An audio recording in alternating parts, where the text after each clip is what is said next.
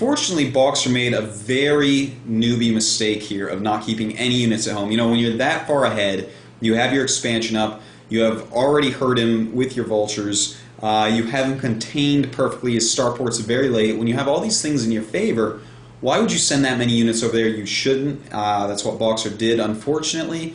And that may be the last real televised game that we ever see of Boxer in StarCraft 1. You know, the last Pro League / MSL / OSL game that we see that's actually on TV. You know, when he plays the prelims for OSL and MSL, we may very well see him then on TV. But, you know, that's not the same thing at all. That's just they take random games that they think will be popular.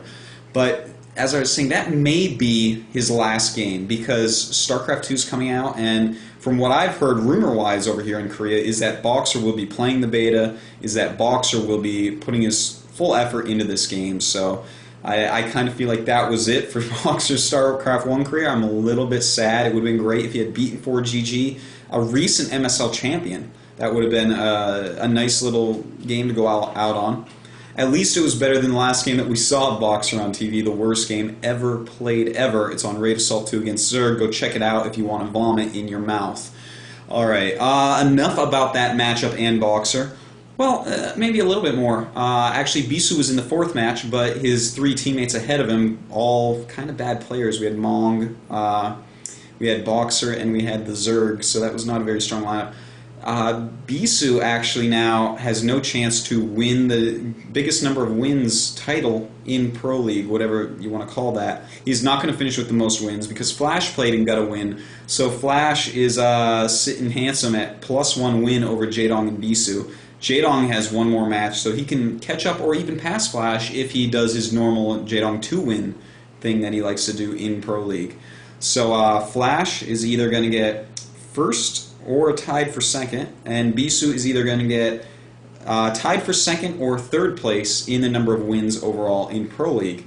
If I was Bisu, I'd be a little bit upset. You know, I would have wanted to get out there, do my match, go to the ace match, win that, and hopefully win that little prize. You know, that's such a huge number of wins in Pro League, and with StarCraft 2 coming out, we don't know if we'll ever have another Pro League this large. So, you know, good work to Flash, even though he only got 7th in Pro League, the team league. Flash got 7th, not KT. He may win the most wins, which would be really cool. Alright, so on to the rest of Pro League here. So Samsung is in 6th, KT is in 7th. That's pretty much how it goes. It looks like CJ and Height may switch. I didn't see the results yet from today. I'll have to take a look at that. But that's pretty much, that is the top 6. We have the top 6 all set, so nothing else exciting happening, except for maybe a few fun matches with B-teamers coming out and all that good stuff. A lot of people have been putting out extra B-teamers and stuff as their position no longer really matters.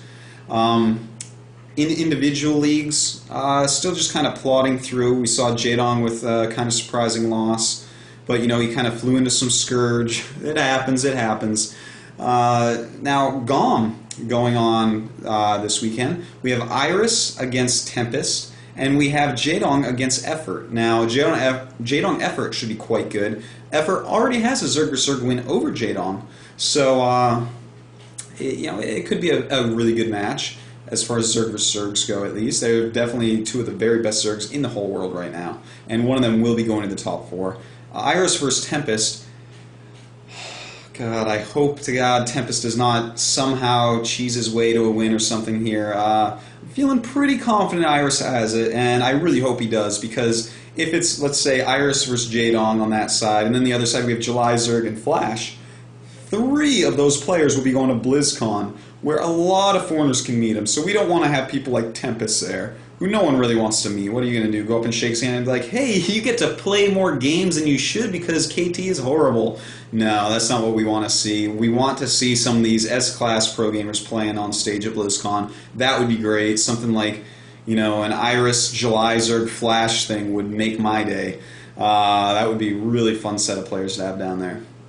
Now, so that's it for the GOM thing. And WCG Korea took place, the amateur part, and we have got it down to the 4 amateurs that will be joining the top 24 in KESPA, top 24 I believe it is, in the finals of WCG Korea. And let me give you their IDs right now. Kaze Windy, Jwaja Sam, If Speed, ooh, If Clan. I never really heard of them before, If Classic, but congratulations to If Speed, nice.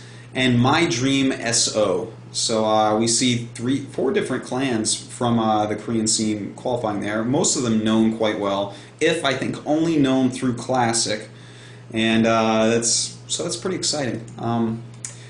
The WCG portion, I don't think replays were released. I'm going to have to look into that a little bit stronger, but it would be great to get some of those replays from the amateur part of the event. Those would be pretty high level overall. Maybe some stupidity there, though. Most most amateurs in Korea, either A, Cheese, B, 2 Hat Muta, or C, or just macrobots. That is the way that the current set of non-pro gamers in Korea play. I mean, if you are a really talented, smart player, you get picked up by a team almost instantly. So these guys, obviously, they aren't the cream of the crop overall. Those players are already on high-level teams, but still, these are great players, and hopefully we can find some replays from that. Don't know. All right, well, let's go over some stuff that has come out recently. The We Made Fox Tour and Moon/Pure interview should be coming up this week on SCForAll.com. Definitely give a look-see at that. I tour the house a little bit, go into the practice room, uncover Roro's AKA on IC Cup. Yeah, hopefully someone else hasn't already gotten that, or I feel kind of stupid. Also, recently we've seen the Fake Steve interview from Singapore. Idra and I went to Singapore. It's a nice little interview. Go check it out. Fake Steve with some strong opinions. Always fun to talk to him. And, we're going to have another Rhett vs. Easter match coming up. Hopefully a Zerg vs. Terran. And I'm really looking forward to that. I've been casting all these ZVPs. And who likes ZVP when you can have ZVT?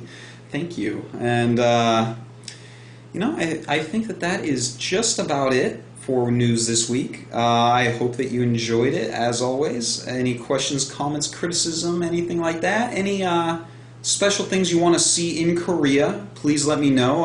The teams are going to be more open to do other things with Pro League ending.